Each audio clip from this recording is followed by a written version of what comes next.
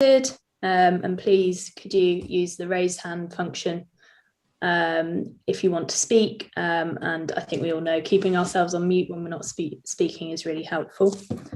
Just quickly to note at the beginning, I can't see on the screen now, but we did have Councillor Councillor Lawman with us, who's the portfolio holder for highways, travel and assets, and is joining us as a number of the items that we'll be discussing today fall into his portfolio. Following on from the last meeting, brevity is key when we're going through the presentations to make sure we've got plenty of time to discuss everything, and I'm sure the presenters will recognise this, so that'd be good. So moving on to the first item, which is apologies. Do we have any apologies? No, Chair, we have no apologies. That's fine, thank you. So item 2, members' declarations of interest. Are there any? No. No, there are no declarations, no. See any? And then as per the updated agenda, the next item is the minutes of the last meeting, which have been circulated, and hopefully you've all had a chance to look. Are we all happy that these are accurate to the last meeting? Chair, I have raised my hand. Councillor Lee. These are very good comprehensive minutes, but I noticed that they do not refer to the names, they do not include the names of the panel members who spoke. The only members named is the one member who was not a member of this panel and who came to speak. I insist, I checked the constitution and there's nothing that prevents the minute taker from adding the names of the panel members. In the sake of transparency, I really would like my name to be mentioned on the items I spoke on. It's just in the minutes, it just says one councillor acknowledged, one councillor or the chair, and I would like my name to be inserted when I spoke, please. Yes, Chair, could I come in there just quickly? Yeah, so with regards to the minutes, in my experience, we've always followed less of a Hansard style and more of a summary with points raised. Therefore, specific names aren't mentioned. However, if you would prefer going forward for your name to be mentioned with your point raised, that's easily amendable. I will do that going forward.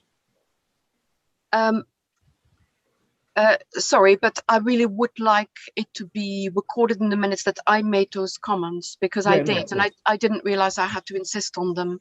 So I would like these minutes to be amended with, and my name to be inserted where I spoke, where it was called. Do you not want to wear gloves? Yeah, that can be changed. There's gloves here for you. Sorry, we're getting feedback. So if you're not the speaker, thank you. Raj, did you want to yeah, no, yeah, as I was saying, traditionally that's the style we use, but no, as Councillor Lee said, if she would like, if the members would like their names next to their points, that can be changed, and yeah, we will amend that. Okay, so on that basis, we're happy to take them with those points having been raised. Yeah, I can't see any of the points, so that's fine.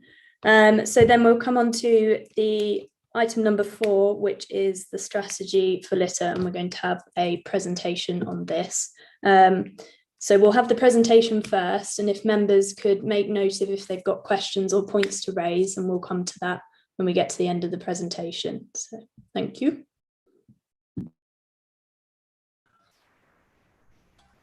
So Chair, I think it's Beth Gordon who's with us this morning, who's going to take us through the presentation. Beth, are you going to share the slides on screen? Yes, thank you, Chair.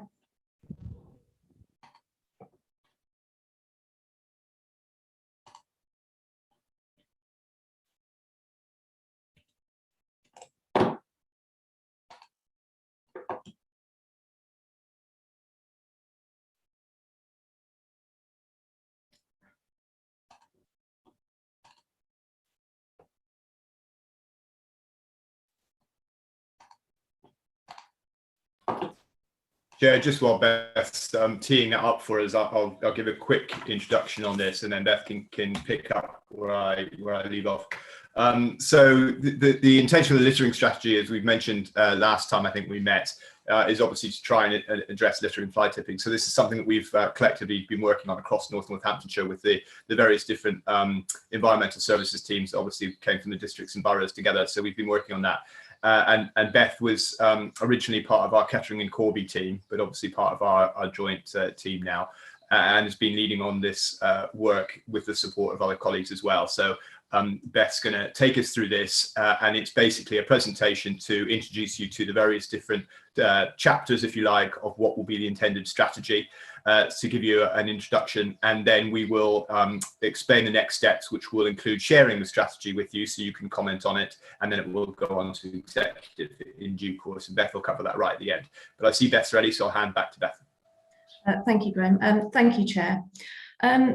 As Graham says, the purpose and objectives of the strategy has been aimed at what we want to do is change the behaviour of those that feel it's acceptable to dispose of their waste irresponsibly. And we want to do that through a range of activities. Those activities are the objectives are listed below, and they're about improving the environment and working with partners, educating people, and using enforcement action where appropriate. Just a bit of background information in terms of current service provision.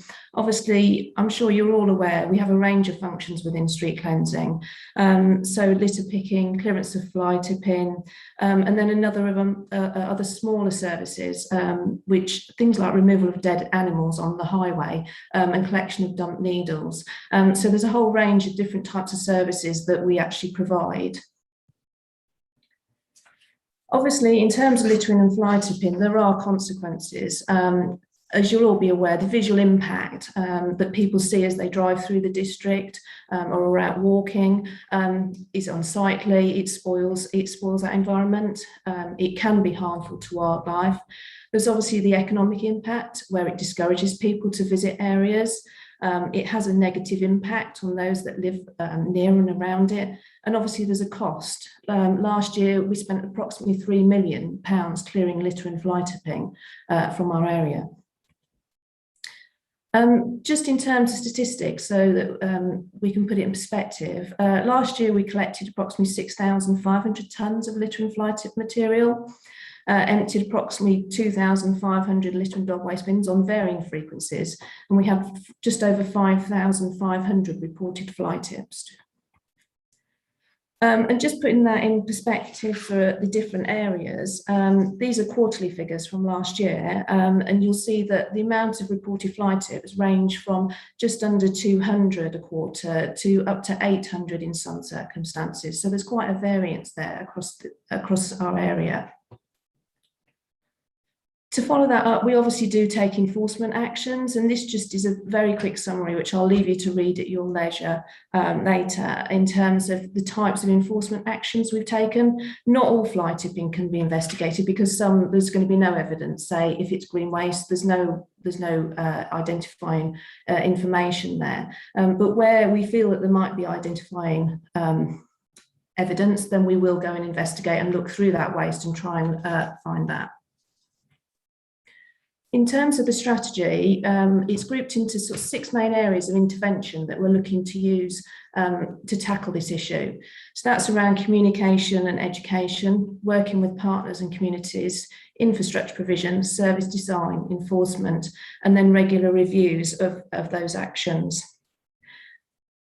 So just a bit more detail in terms of those 6 areas. Communication and education is obviously working with schools, other groups, neighbourhood meetings, community groups to talk about litter and fly tipping, raise awareness.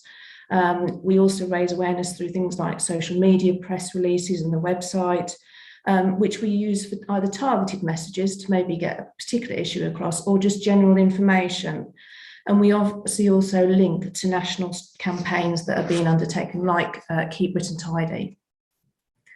And there you'll see a couple of photos of different groups having undertaken community litter picks, and we provide support to those groups by providing them the information and equipment they need to undertake those in their local area.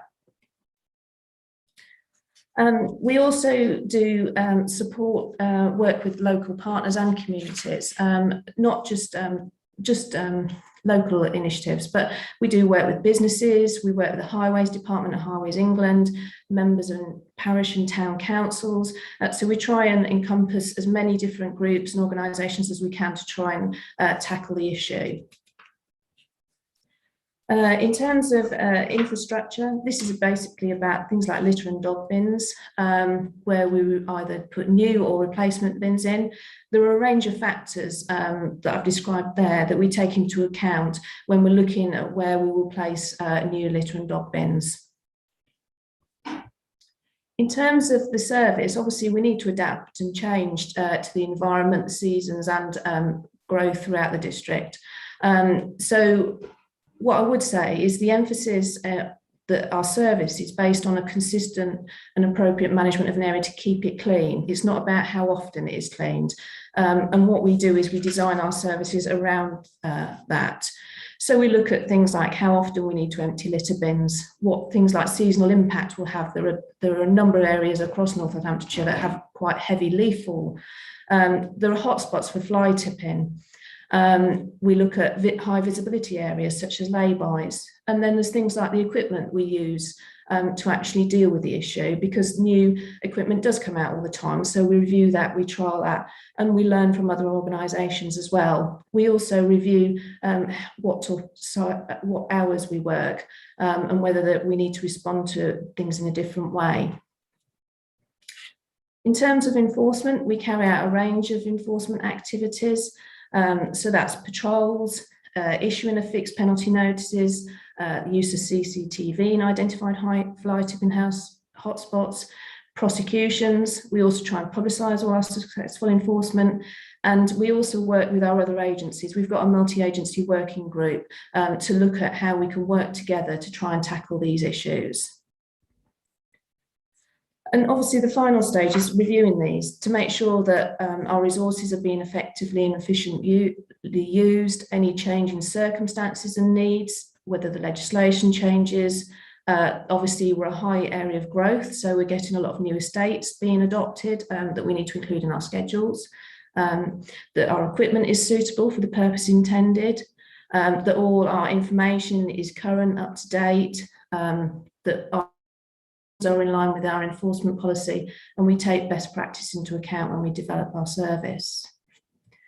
As part of the strategy, we've put together an action plan, which are detailed here. I won't go through all of these, but some of these things are things we're already doing that we want to carry on, such as the identification of priority hotspots, because it enables us to target our resources where they're needed at the most frequent locations for things such as fly tipping.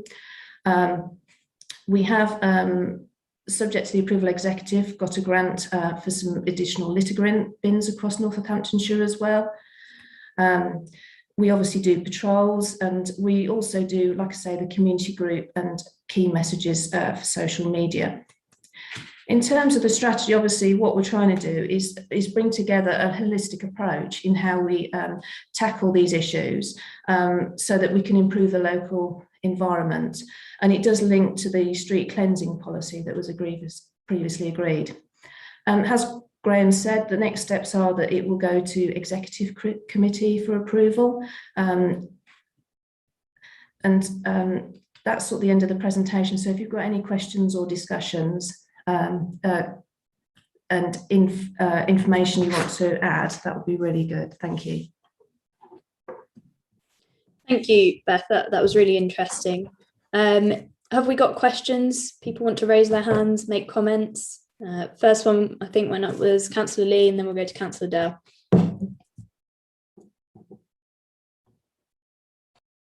You're on mute. Yeah. The Kettering Wombles are doing a fantastic job in Kettering, and I believe elsewhere as well in the county. You're talking about a multi-agency approach, which is great. Are we working together with fast food chains, for instance, McDonald's? Because I know there has been a very successful scheme in Bournemouth, Christchurch and Poole Council, tackling litter with drones even, and artificial intelligence, trying to find the source of litter and then penalising people. That was a question I have. Are we working with people like that? And then there are innovative things they've tried, for instance, where there were a lot of cigarette butts near pubs and so on. Cigarette containers were just butt containers were attached to posts, and people could vote for their favorite footballer by inserting the cigarette stub in the right slot. So, and that encouraged people not to just discard their cigarette on the ground. So there are innovative things like that, ideas trialed in other councils very successfully. Thank you. Thank you, through you, Chair. Yes, we do work with the fast food restaurants. We've done quite a bit of work with various ones across the area. It's probably something we could do some more with. We have had some sponsorship from them as well for litter bins as well. So yes, we have targeted a number where we've had specific issues. So yes, if there's an issue around their premises or whatever, we will go in, talk to the manager, try and work with them.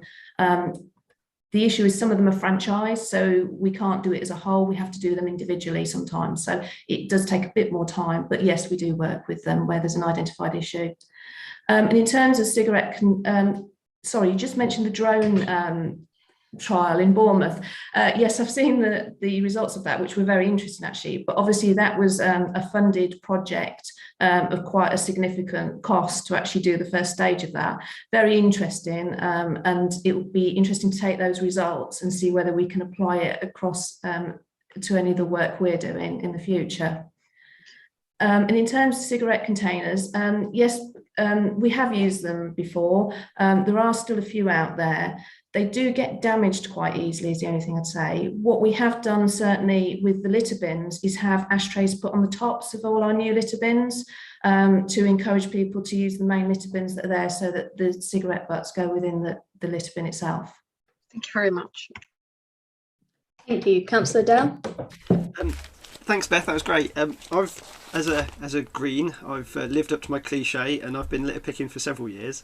And I just wanted to say that this last year, especially at the start of the year, I think because of lockdown, people have noticed litter a lot more, and the Northants Wombles have been amazing. Just checking their Facebook page, they've collected 21,895 bags of litter so far this year from across the county. And I know that in the north, you've been liaising with various different groups, the Corby Wombles, Kettering Wombles, providing equipment, bags. I think we're moving to red bags very soon. Myself, I've liaised with a few people at Kettering Council over the years, and the support has been amazing for those people that have been out there. There must be thousands of people out there volunteering and picking up litter. I did have a couple of questions regarding the mechanical sweeping. I was wondering, is that something that residents can request is done on their street if there's a problem area or anything like that? Councillor Lee's already mentioned cigarette butts, because doing a bit of research in this, because I picked up a load outside my office from smokers there, and I didn't realise that for a start, the butts aren't actually made of cotton; they're made of plastic, so it becomes microplastics, and also, of course, the toxins that are fed through the filter also leach into the water table as well. So if you've got a big group of cigarette butts in an area, that can affect the water table. Regarding enforcement in fly tipping, I was just wondering, how long do investigations typically take? Because I've heard like that 18 months could be is a potential amount of time of that. Also, recycling bins in town. I know in Kettering Town Centre years ago we had recycling bins, but because there wasn't perhaps the communication or the education around what should go into recycling bins, if there was something that was destined for landfill, then that whole recycling bin would then go into landfill and be contaminated, I think it is the word. I think there were plans to reintroduce them. I was just wondering what was happening with the recycling bins as of next to normal bins. And also, this is more of a Wombles question, but I think after the litter picks, the big organised litter picks, I've got one this Sunday actually in Kettering, organised a big litter pick. The current advice is to report the bags on Fix My Street. Is that correct? That's all my questions. Thank you. Thank you. Through you, Chair. Just coming back, In terms of mechanical sweeping, yes, a member of the public can request it. There is forms on our website, or they can ring in through our customer contact centres. Obviously, we will go out and evaluate whether it needs doing. We will also look at things like whether we need to put signage out in streets, because obviously there's a number of terrace streets around the area, so we try and warn people we're coming, just so that they can move their car to try and help us, because otherwise we struggle. So yes, they can request it, but it will then be evaluated as to whether it needs doing or not. In terms of enforcement, it can take as long as it takes. Yes, it can take up to 18 months, and that's literally because of collecting the evidence, interviewing, compiling the prosecution case, the date for courts. But in some cases, if it's just a fixed penalty notice, then that can be done within a month to 2 months. So it just depends on the type of enforcement action we're taking and how complicated the case might be, especially if we've got to go through a resident to find out who took the waste. You know, there might be a number of steps we've got to follow as part of that investigation. In terms of recycling bins, yes, we are re-looking at that. We did trial some before, as you're right, in Kettering. They weren't very successful at the time. In terms of, we're looking at potential locations at the minute to put some more in. And as you say, we need to follow that with a communications campaign and education campaign. So we want to do it in a sort of controlled manner so that we can monitor it, we can see how it's working, whether it's the right location or whether we need to consider other locations. But yeah, there are plans to look at that in more detail over the next few months. And in terms of reporting the bags, yes, Fix My Street, or you can come through the council, you know, call centre or whatever, and they'll let street cleansing know where the bags are to collect them. That's fantastic, thank you. I did have one more question actually, sorry. I noticed in there it mentioned needles. Unfortunately, that is an aspect that we do sometimes find. Needles tend to be behind the green street boxes or in like town centre bushes and things. I did speak to, I spoke to Detective Inspector Seb Greshner, who's running the Citadel project in Kettering for the police.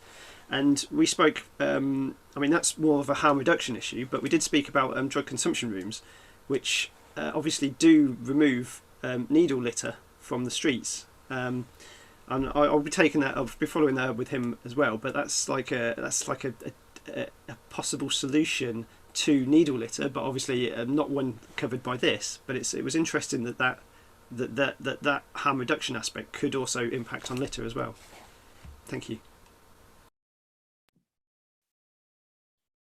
Thank you. So we've got Councillor Prentice next. Yeah, thank you, Chair, and thank you, Beth, for your presentation. Two quick ones from me, please. With regards to, you mentioned £3 million to clear fly tipping last year. Are you able to let us know how much of that was recovered via enforcement at all? If not, then if you could come back on that, that'd be brilliant at a later date. And also with the action plan, how much of that was new, or is it a lot more? Are we trying to do a lot more of what we're currently doing, or is there much of a change in the strategy at all? Thank you very much. Thank you. I'd have to come back to you on the enforcement costs, yes, but yeah, that's not a problem. I'll find that information out. What I would say is that the fines generally don't tend to cover the costs that we incur for clearing fly tipping. But yeah, but they are a deterrent, obviously, that we can use. And in terms of the strategy, it's bringing together elements that all the different districts and boroughs were doing at the time and trying to put them together in a cohesive action plan. And just develop it going forward, but taking things like the on-the-go recycling bins, they're something new that we're looking at for this year. So it's a bit of a mix of existing things we're doing, but actually trying to develop them further and bring them together more cohesively. Thank you. And then Councillor Bone. Councillor Prentice actually asked my first question, but so thank you for that, Elliot. But really, it's a comment, actually. I'm a little bit disappointed about the number of fixed penalty notices because, like many of my colleagues, I'm sure after multiple litter picks, it can be a bit depressing because you know you're going to go out again next month and do the same thing.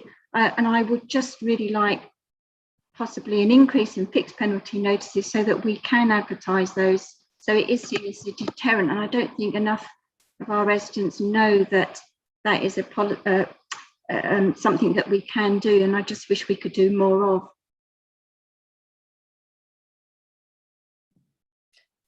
Thank you, Councillor Bone. Councillor Dell, is your hand a legacy hand?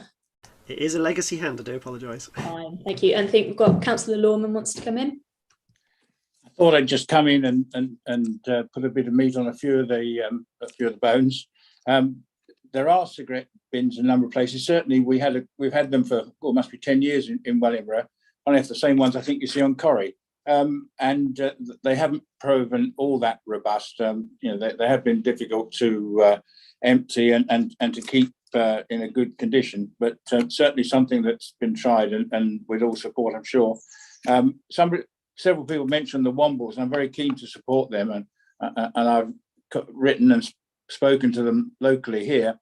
We would ask that they do work with us, that they tell us about group collections that they do, and that the service will work with them.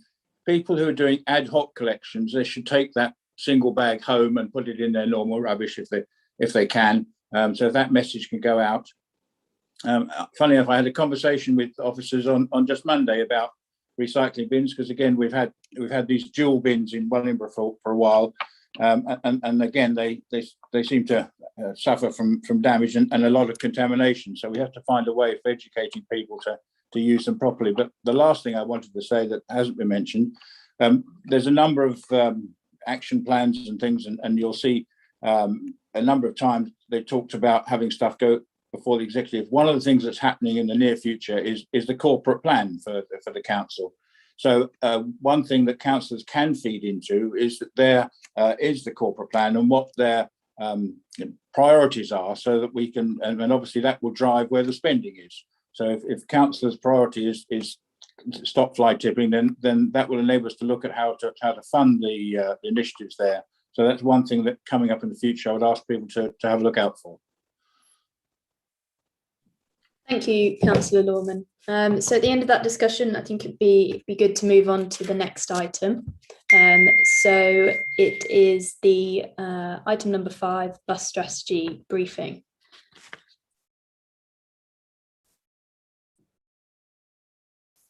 We got an officer taking that.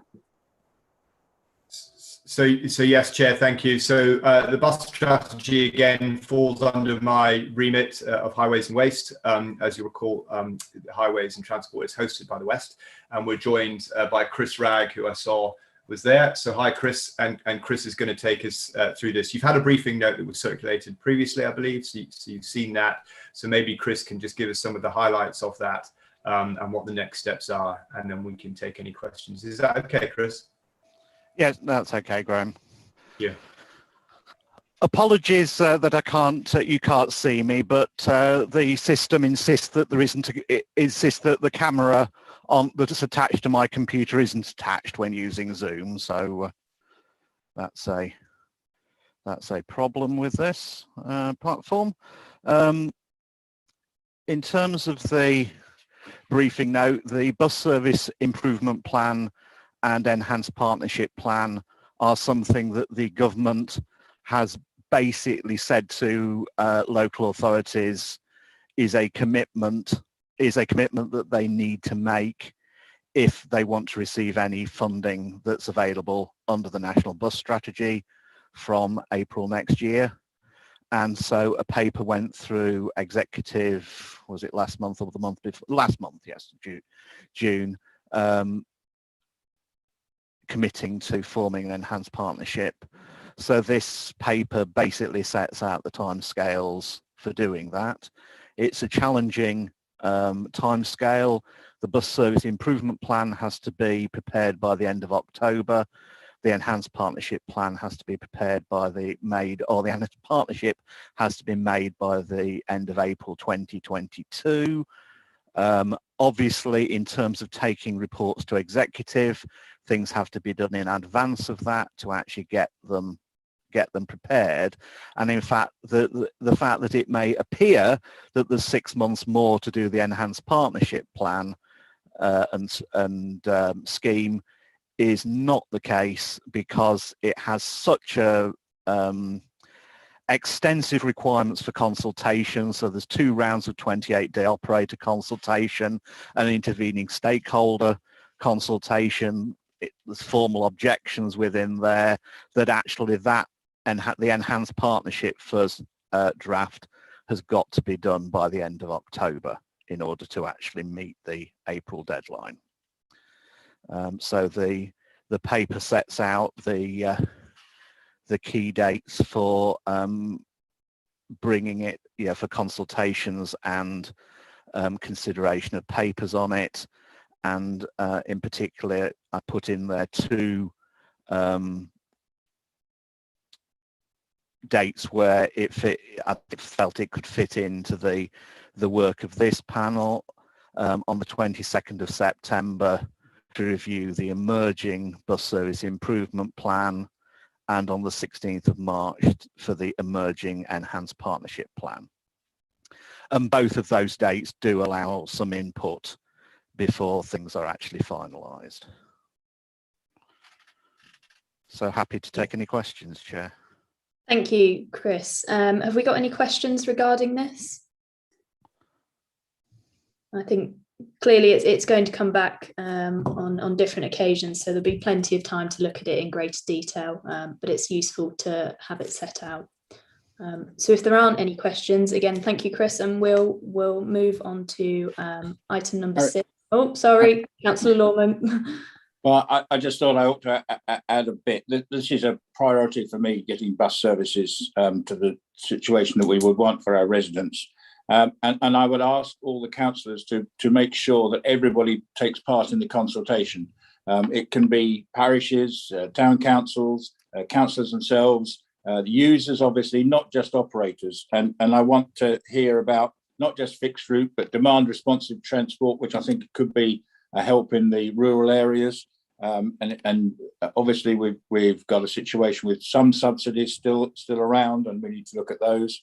But I would just like everybody to contribute what their situation is in their area, so we get an overall picture and can feed this all into the partnership, because we will be sitting down talking to the operators, and we want to have something to feed them back with, so that it's a two-way discussion rather than being done to by the operators.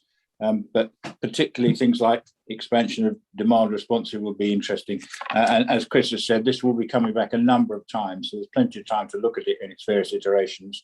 But please get involved and ask all your contacts to get involved as well.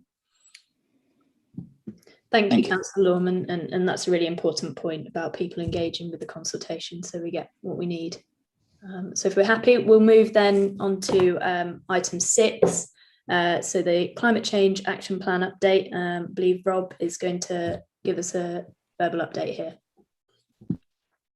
Yes, good morning, everyone. Thank you, Chair. So this is just a brief verbal update, which will be followed at the next meeting by a written update, which will go into a little bit more detail. But I think what I really wanted to do was to provide some assurance to the panel that indeed a number of the actions that came out of the climate change framework from the Task and Finish group are indeed sort of underway and being enacted.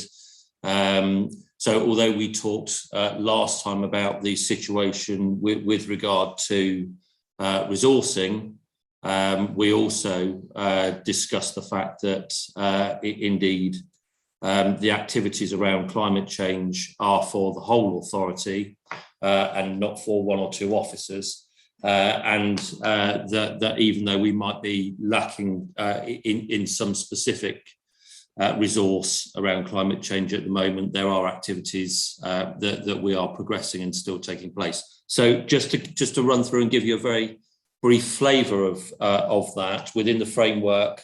At 1.1, for example, it talks about declaring a climate emergency at the earliest opportunity, and I'm sure panel members will be aware that there is a paper going to executive on that very thing.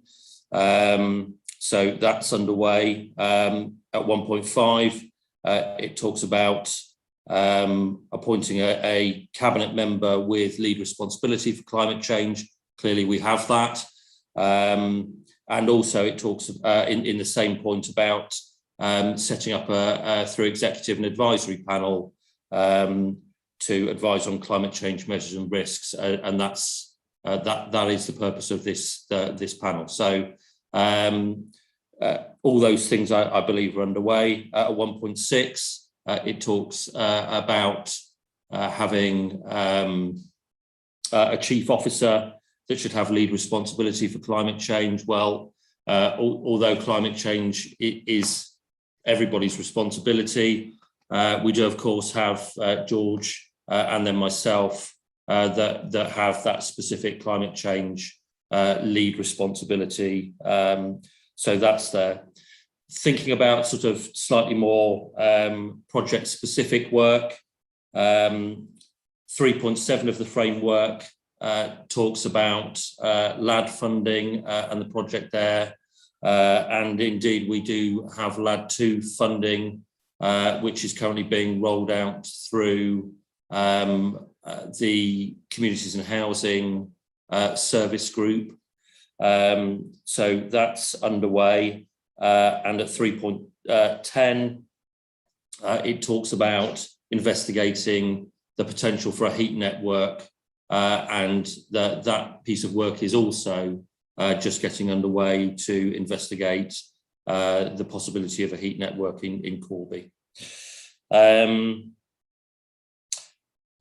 Thinking about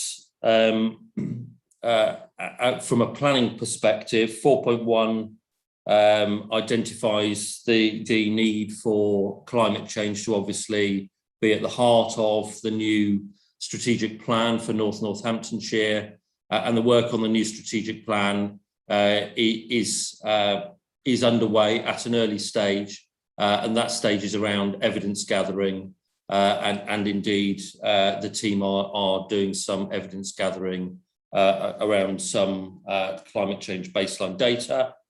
And then finally at 4.17, and I think this is something that we sort of touched on briefly before, it talks about ensuring that climate change and future flood risk are factored into our flood risk management sort of plans going forward. And I think, as I mentioned to you in the last meeting, that's certainly in our minds, that as we think about how we structure teams going forward, is how we might try to ensure that we harness the synergies between climate change and flood risk.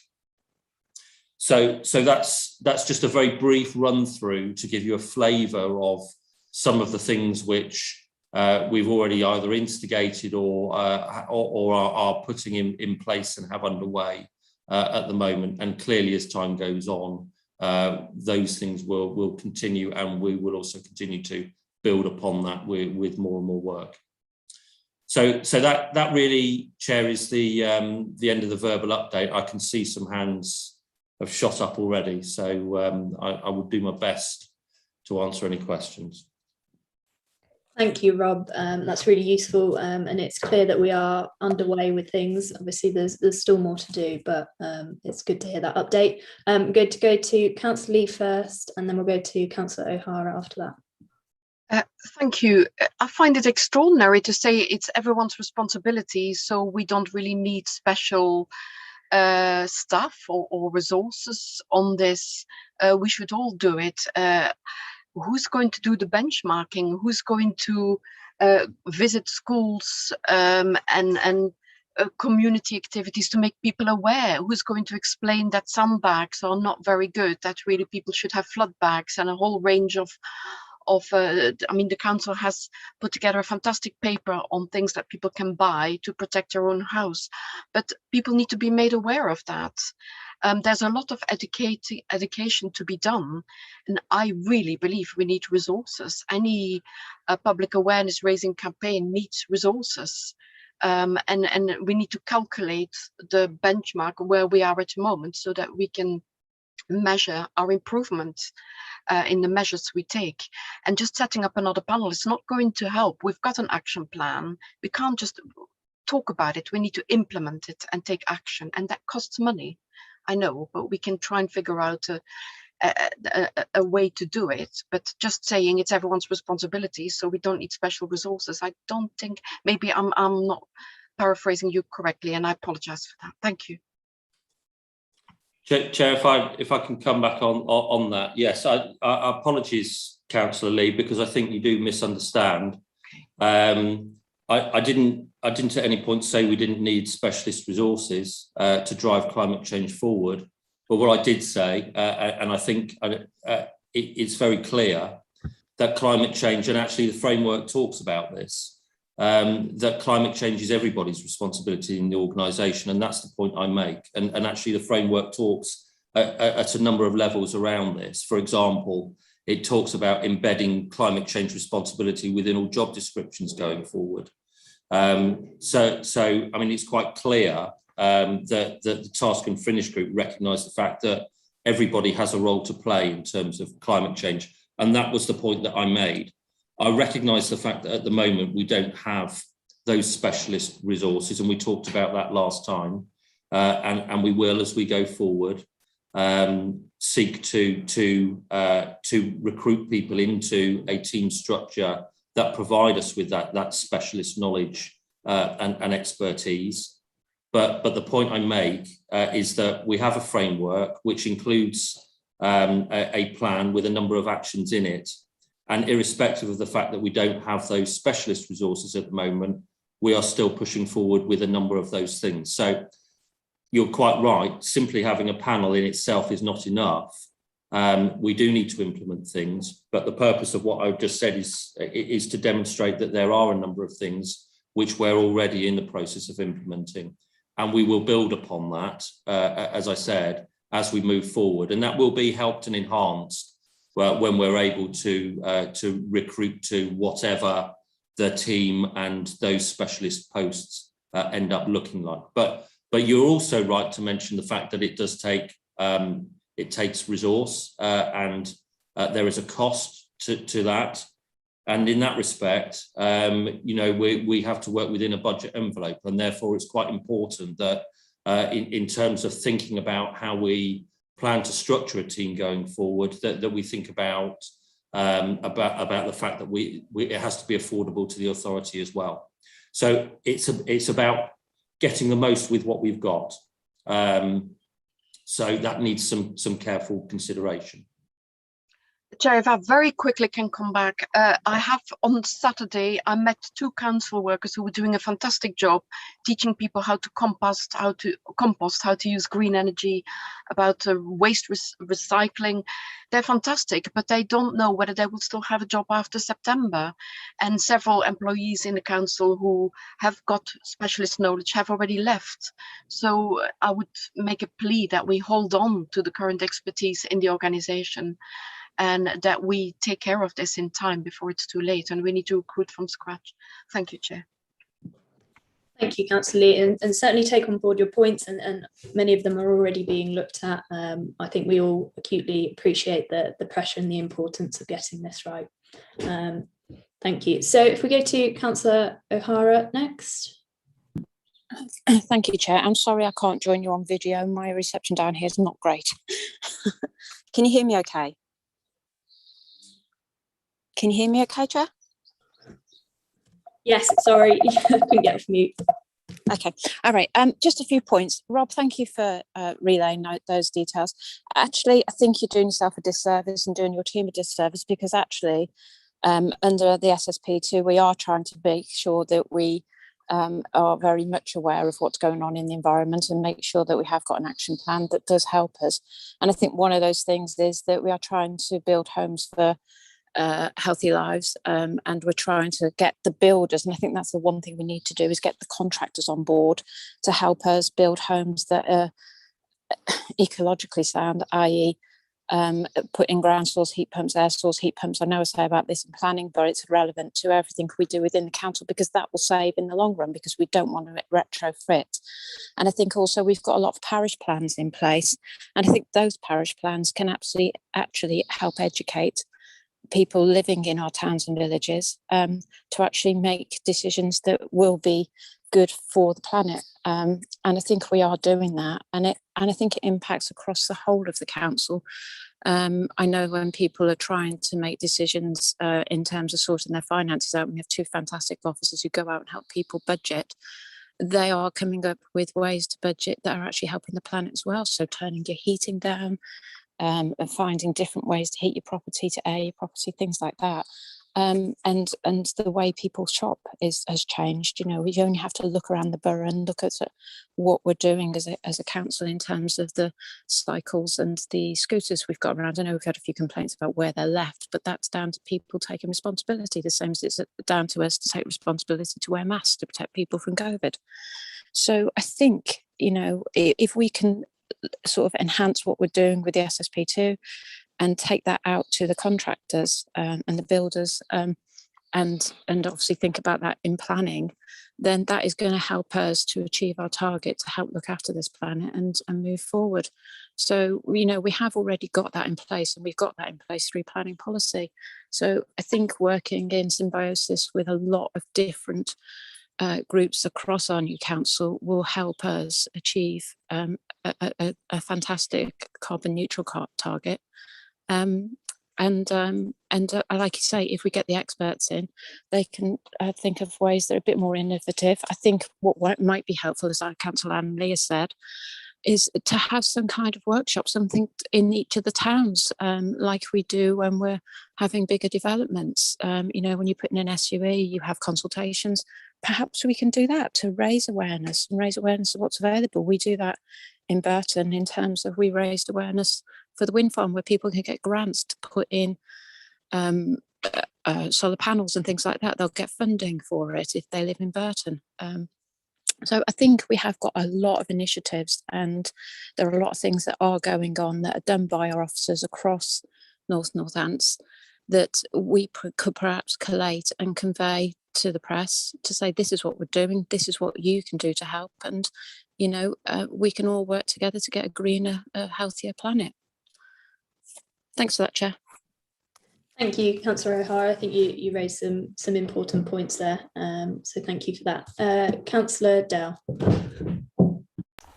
Thanks, Councillor Patton. Rob, it's great to hear an update. I've got a couple of questions. You mentioned that 1.5 is you've started doing some of the things from that. One of the other aspects of 1.5 is that all members should receive climate change training as part of their induction process. I was wondering if there was any progress with this. I know that the Carbon Literacy Project do free training for local authorities, have free carbon literacy toolkits, because I know obviously we're all in this group, so our level of knowledge about climate change is obviously quite high, but I'm not sure how many of the other members have the same level of knowledge, because obviously it is a very important issue. So I was just wondering about climate change training for all members. The other thing is, have we looked into joining the UK 100, which is of course an organisation with many councils a membership of, including Cambridgeshire, Leicester. Many different councils are part of the UK 100 organisation. The other thing, two more things. Number one, you mentioned quite a lot of the different points on the climate action plan. Is there any list of priorities? Are there any of those points on there? Because there's loads of really good stuff in there. Are they prioritised in any way? And I'd be interested to see like how they are, how they're prioritised. And lastly, there's a graph in there that says, like in 2018, that 42% of our CO2 emissions came from transport in 2018.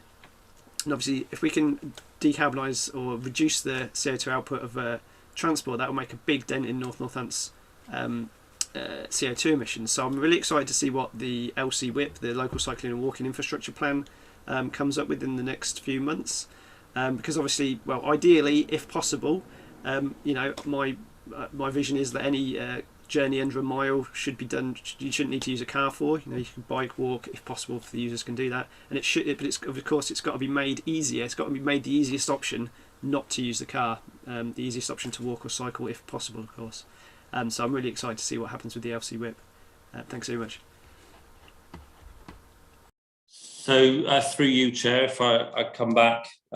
So yeah, thank you, Councillor Dell. So just to try and pick up on your points in order. Yes, I'm aware of the issue around member training. I think, I mean, this is one of the things which I think was unfortunate insofar as the people that I would have wanted to rely upon to set that training up, unfortunately, are those ones which have departed the authority, and that does leave us with a bit of a capacity issue at the moment. But clearly, it is something that we do need to do. It is identified in the framework. You're quite right. So I think it's just about having enough resource to try and establish what the content of that training needs to be, who's going to deliver it, and get that set up with members. So yes, coming in time, we just need a bit of capacity to help us get that sort of across the line, I think. In terms of the UK 100, I can't say it's something that I've thought about. I've made a note of it off the back of what you say. Again, I think this is another one of those things which sort of requires that dedicated resource probably to investigate and push those things forward, and that will undoubtedly probably have to be the subject of a report that initially comes back to this panel before it goes anywhere. But I've made a note of that. In terms of the framework and prioritisation, there is kind of high-level prioritisation there in terms of it does try to identify things that can be done in the short, medium and long term.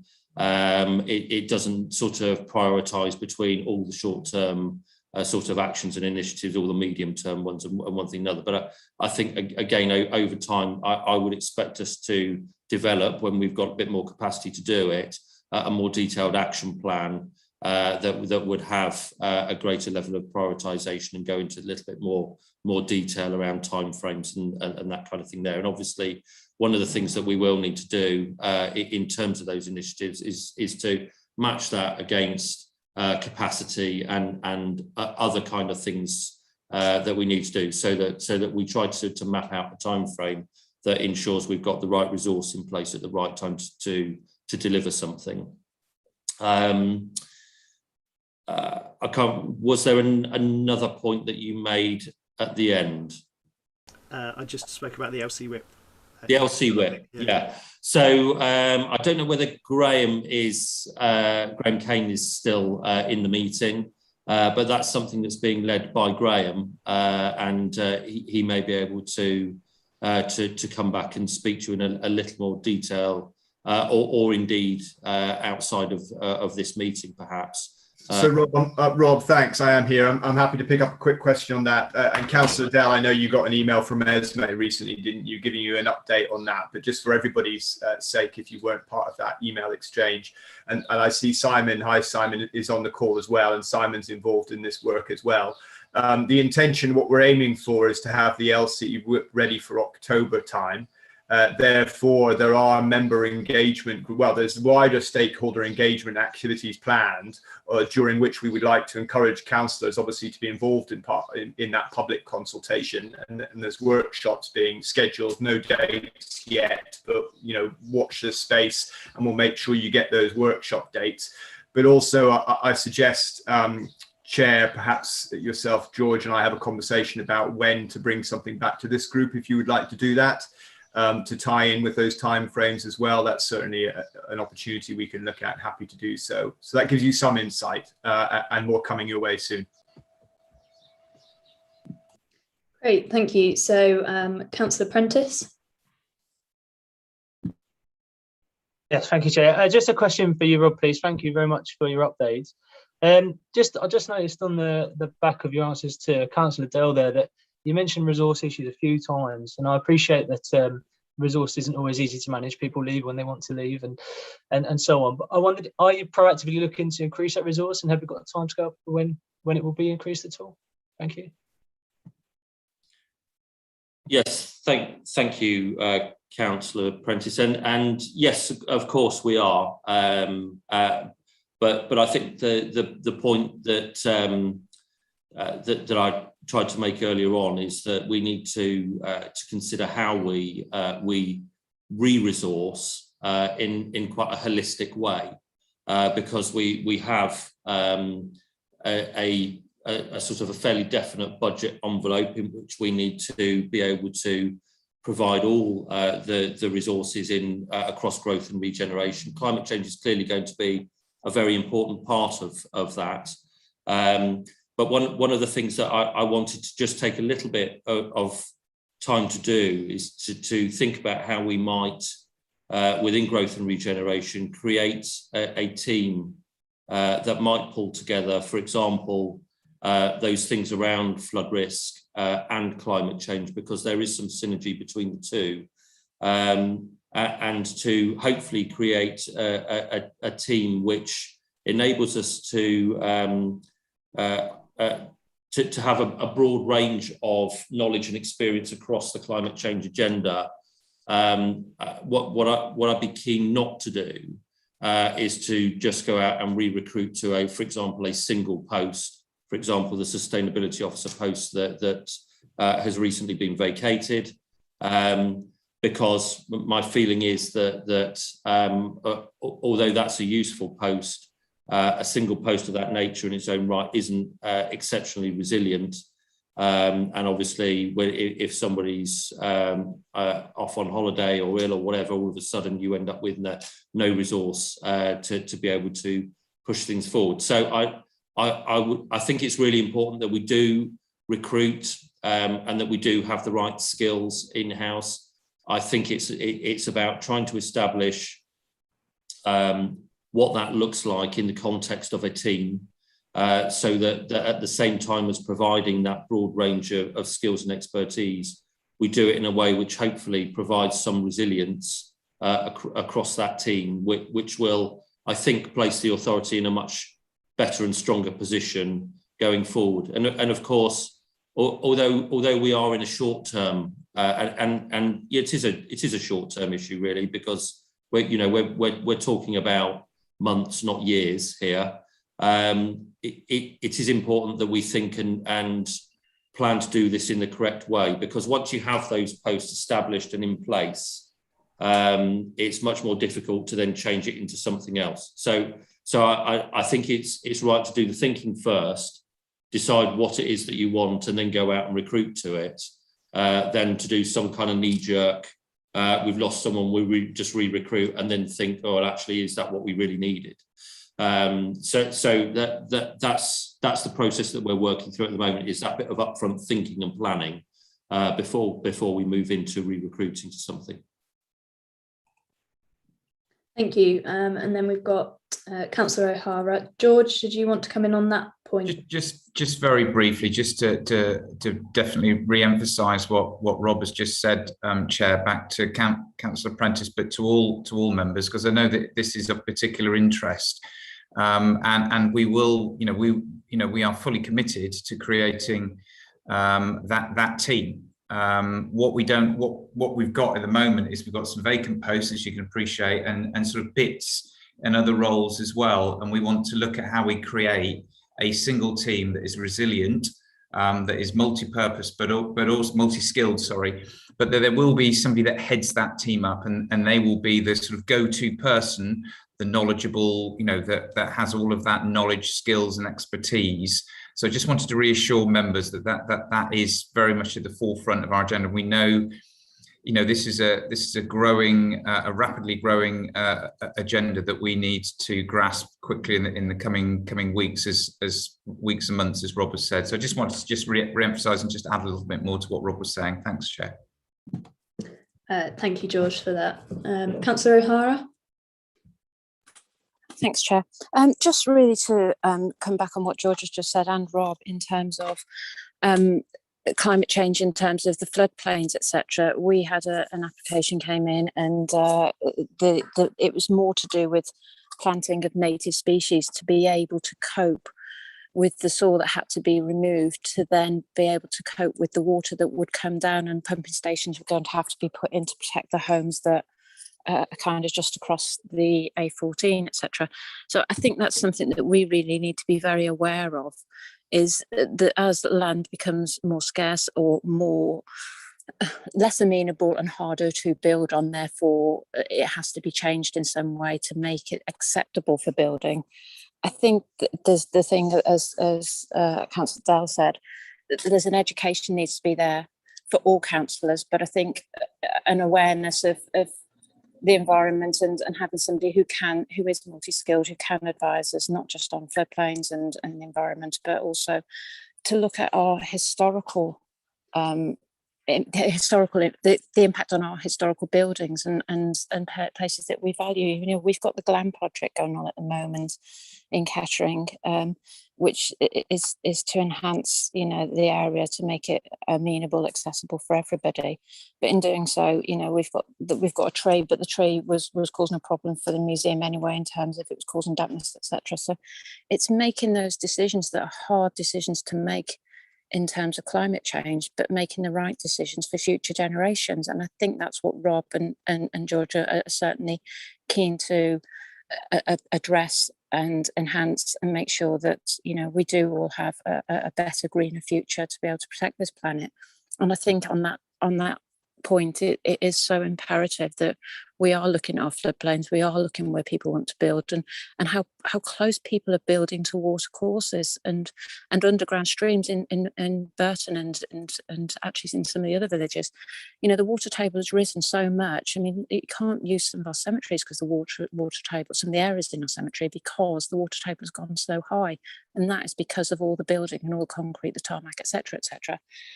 And this all has a massive impact. So I think there is an education to be given to all councillors, but I think it's something that we need to try and adopt, and how we do it, I'm not quite sure. I'd like to be led by Rob on that, or even if Simon could give us some kind of input as to where we are going in terms of protecting our open spaces, if you like, because they're imperative for our mental and physical well-being, but also to protect what is built on, to protect the areas around it from egress of the water, because once you take away soil, once you build on land, obviously the water's got to go somewhere, and if there's houses built on it and concrete, etc., then it can't go anywhere. So I think that is going to become a bigger problem as land becomes more scarce and they want to build on more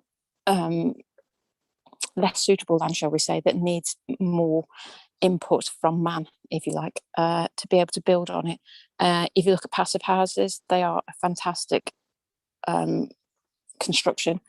And if more people built passive houses, if more people used the eco products that are available, like I've said, the ground source and the air source heat pumps, then they will become cheaper. And if we can do something as a council to be at the forefront of that, then, you know, I would love us to build a passive house or two on the properties that we've been looking at and building. And I think, you know, if we look around at other councils, Norwich Council has built a whole estate of passive houses, and it's absolutely incredible. So I think it'd be something that we could perhaps look at as part of this group and see if the executive can find a way forward with that. Thanks, Chair. Thank you, Councillor. As ever, really appreciate the comments there, and from the wider discussion, really valuable discussion as ever on this point. I think if there's no other points there, we should move on to the next item, which is item 7, looking at the environmental principles of the ARC. Thank you, Chair. Oh, excuse me. Thank you, Chair, and good morning, members. I'll be brief in the presentation. It's a relatively short report. The purpose of this report is to seek endorsement of the shared environmental principles for the Oxford and Cambridge ARC. The ARC Environment Working Group agreed to produce a set of environmental principles, and we have an officer that sits within that group, and that's attached to the appendixes within the body of the report.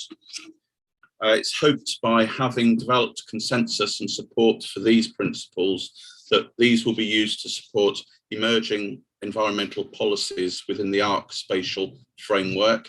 The intention is to seek endorsement of the principles from all councils and all LEPs across the ARC. I would then turn to the body of the report. I just wanted to pull out some points that I found of particular value or interest. So the next piece of work for the ARC Environment Working Group is to develop an environment strategy. So just wanted to emphasise that it doesn't stop at these principles. The principles are the start, and they're providing a framework for them to undertake some further more detailed and specific work. The strategy itself will take 12 to 18 months to complete, so it will run alongside the preparation of the overall ARC strategy. It sets targets above what is intended to be mandated by government through the bill, so it's already down there as a marker to challenge the what may be argued lower standards. The spatial framework will have a significant influence on the development of local plans within the council areas, notably the North Northamptonshire Strategic Plan. So there's a major emphasis there, and we will be seeking to take a feed from these principles and the strategy to come. And then I just wanted to emphasise within the report 5.9 that this area is in a good position. I mean, from the conversation that's been going on here, there is a willingness and a keenness to invest in these environmental standards, clearly. There are also considerable opportunities to engage with the desire to double nature and increase biodiversity gain through projects including the Upper Nen Valley Gravel Pits SPA and the Rockingham Forest.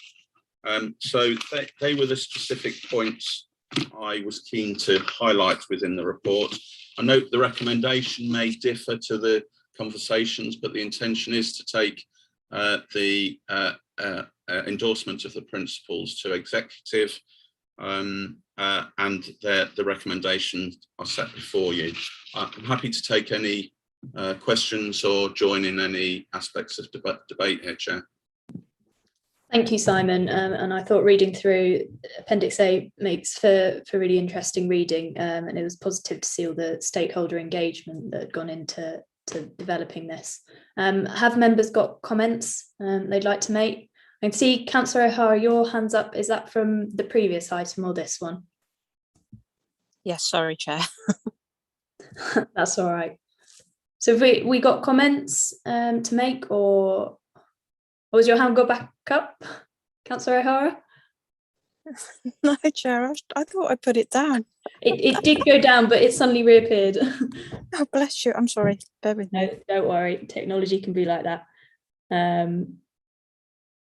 So there's no comments there. Just happy to go with what Simon set out in the report, and send this on its way to the exec. Okay. Thank you. Thank you. So moving on to item 8, which looks at the additional restrictions grant.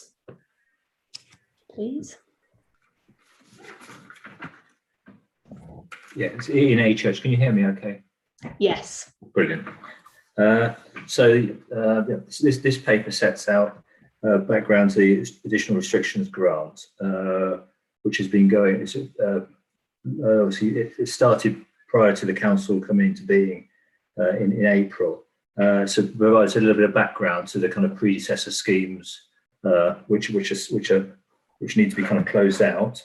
And importantly, it kind of looks forward to potential top-up funding, which the council can receive should it kind of be able to demonstrate full spend of previous funding received by the predecessor authorities and the council itself. So the report sets out detail to that. Obviously, the additional restrictions grant aims to support businesses most severely impacted by the restrictions. So it's not for all businesses. They need to demonstrate that they have been impacted by the restrictions. In May, the council opened 2 grants. One was a restart grant, which is a set amount, and the other is a hardship grant, where amounts differ depending on the case being made by businesses. And paragraph 4.5 outlines the sectors and the split of businesses which had received the restart grant, which is titled discretionary sector grant, and the hardship grant. So those figures were dated the 6th of July, because the kind of lead-in time for this report. But as of today, 756 businesses have received the restart grant. So that's the top half of a table, of that table in 4.5, and 36 businesses have received the hardship grant. As of today, those figures will change very slightly, but the final cut-off is tomorrow, so there won't be much movement in that at all. So what we now have to do, we now need to submit a final return to government by the end of this month. The target date is now Monday. I've got a meeting after this just to pull together the final evidence with finance and other colleagues. But the intention is to submit the final claim on Monday, the 26th, and that will release a further £2.9 million of funding, which is available to this area. And Appendix A sets out 4 options, 4 proposals for how that funding could be distributed. The background to that is set out in 5.1. And the fact that it's not a blank sheet of paper in terms of how we could allocate that funding. It's quite clear in the fact that it needs to support the businesses most severely impacted by restrictions. It can be available through direct grants or wider business support measures. So the options set out in Appendix A have been developed based on those kind of considerations, those kind of rules, but also feedback which we've received from we've looked at other local authorities and how they've run similar schemes, discretionary schemes. We've listened to businesses, and we've also spoken to umbrella groups like the Federation of Small Businesses, the Chamber of Commerce, to get soundings from them. So if I briefly kind of outline the 4 options in Appendix A to you. The first option is to cover any payments from provision of previous schemes which have been agreed, but for one reason or another, the payment hasn't actually been made by when we put in the final submission on Monday, the 26th. So that could be we're just awaiting final bank details or final evidence. The second element is quite an exciting potential funding stream. So what we found out was when we were, particularly a hardship scheme, when we received applications from businesses, many businesses wanted support to kind of cover the impact that they'd felt over the months that they'd either had to kind of close or their business had been significantly affected. And that meant they'd had to kind of put in some additional works to their premises to enable them to kind of keep operating or to reopen. But many businesses had seen that as an opportunity to diversify the way their kind of operation, to innovate and to grow. It'd been a kind of taken a stock take of their business and how they should operate. The hardship scheme which has run and has now ended didn't enable certain kind of capital projects to be delivered, so which supported growth. It's more about hardship. But what we'd like to do is to help those businesses which have been hard impacted through the lockdown, to do as it says in the report, to diversify, to innovate and to grow. And also picking up the discussion that you've had this morning, a key consideration in that should be looking about the impact on the environment. So can they be more efficient? Can they reduce their costs? Can they also reduce their environmental impact? And we know from the cases that many businesses submitted, that's exactly what they want to do, because it makes sense to them in terms of their bottom line. So this could provide an opportunity for us to help those businesses to do that. It wouldn't be for all businesses, because as paragraph 5.1 of the report says, we need to support those businesses most severely impacted. So there would be kind of restrictions in terms of which businesses could apply.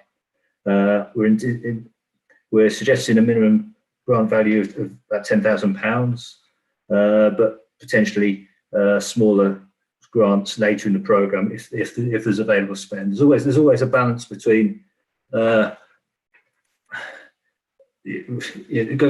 schemes need to be kind of manageable. So one of the challenges we've had is, you can imagine, the numbers that excuse me, having launched a scheme in May, we've now supported a best part of 800 businesses in 2 months.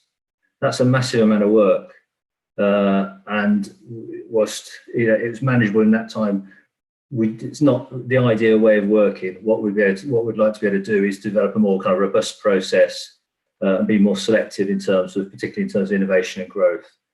So we would like to invite kind of larger kind of projects, more ambitious projects, and that's supported by the kind of feedback we've had from businesses and from the stakeholders I mentioned earlier. The third option recognises that there are the contingency sectors which are severely impacted by the pandemic and maybe in the future, depending on what happens, and that they are obviously events, hospitality and travel. So proposing that there would be a one-off grant depending on business size. So this will be similar to what we've run previously under the Restart programme, but is very sector and sector led and is a fixed grant scheme as opposed to more flexible. And then the fourth element reflects the need to have business support activities to help businesses. So this can complement some of the other aspects, such as the Recovery and Innovation Grant, to help provide advice to businesses in terms of developing their business plans, their marketing strategies, etc. So again, there's restrictions on what we can do. We can't commission somebody new to deliver the business support because of the rules in place, but we can continue what we've already been doing. So, for example, the support for the unit at Rushden Lakes, the recovery through enterprise activities, we can continue those, so websites, social media, and through the unit and the staff working at that. In terms of the work with the University of Northampton, which already provides business support, we can continue that, and we can also work with the SEMLEP Growth Hub. So they're things that we're kind of keen to do to complement those other activities. And again, that reflects the feedback we've had from businesses. Interestingly, just anecdotal feedback from businesses, they really have, as you'd imagine, welcomed the council's role in this, its visibility, and having a kind of a face-to-face contact that they've been able to kind of talk through the challenges their business has faced, get advice on how it can support, how the council through this funding can support them. And obviously 800 businesses have benefited as a result, and hopefully through the additional funding we'll be able to support many more. Paragraphs 5.2 to 5.4 set out a little bit of the rationale for those options, so I won't kind of repeat those. Climate change, as outlined in 6.6, rather than being neutral, what we'd like to think is, and the aim through the options will be to make a positive change on the climate and the environment. We have the opportunity through this to raise the bar, and that's what we're looking to do. If I could leave it there and take any questions, please. Thank you for that, and it's really welcome to see this additional funding, and just want to pay tribute to the officers that have been working hard to support businesses throughout that. They've done a great job. So comments, please. Councillor O'Hara, you got your hand up. Thanks, Chair. You took the words out of my mouth. Thank you to all the officers and for all their work they've done, because actually they dealt with it so expediently and so quickly, and it helped a lot of businesses to stay in business, and to help our local people keep them in a job. The question I wanted to ask is, of the businesses that we've helped throughout the pandemic and that we've now just helped, obviously the ones we've just helped are obviously still a going concern, but as part of the checks from the Finance Committee that I'm also a scrutiny committee that we happen to be on, rural area. The tractor just went past, I'm sorry. Those businesses, do we have to do something in terms of looking at those businesses as to whether they are still going, given the help that we've given them, and it's publicly funded money? I know it's in terms of in form of a grant, but do we have to look at it in terms of value for money and the viability? And do we look to see that those companies are still trading, and or if they are struggling, obviously they can apply for another grant? But it was interesting what you just said, that we are going to be a little bit more selective. And the other thing I wanted to ask is, why have a limit, an amount of 10,000 if a company might only need 2,000 or 3,000? And how do we decide what they actually need? Because from the forms that I saw, these forms you could apply for and had to make a business case to be able to apply for a grant. So therefore, would it not, is it because of the paperwork involved and the officer time involved that we can't be looking at small amounts? Because those small amounts, we would hope that people could source that from elsewhere, either banks or etc. It's just a question really, as to how we decide. And to say thank you also for a fantastic report. It's a very good and thorough report, but just to give me a bit of comfort really in terms of how we utilise the money so that we have an audit trail. Thank you. Okay, thank you. Yes, so we do check that the businesses are going concerns, so we do check they are still operating, and we have so we ask for bank statements, so we check their ingoings and outgoings twice a year, looking backwards, so we can actually see the kind of gap, and then we can kind of probe in terms of asking questions about that, in terms of, well, we also see obviously injections of cash into businesses and kind of query that, or out of the business and kind of query that. So we do look at that as part of the kind of assessment process. We've done that for the hardship grants, and that's exactly what we do again for. We've done it for all grants, but in terms of hardship grants, we go into a bit more detail because they're not set payments. So that's exactly what we'll do going forward. In terms of your figure about the kind of threshold, the feedback we had was that they were businesses are generally looking at kind of new machinery, new plant, and the figure is probably more 20,000 plus. So 10,000, we kind of to enable some of the smaller schemes, but yeah, there's plenty of schemes out there. I think some of it is about trying to encourage more ambitious projects, and also some of it is around the kind of workload as well. We would anticipate that we're going to run more than one round of projects for this. So that's why the report refers to going back and asking for smaller projects afterwards, if there's kind of headroom. Does that help?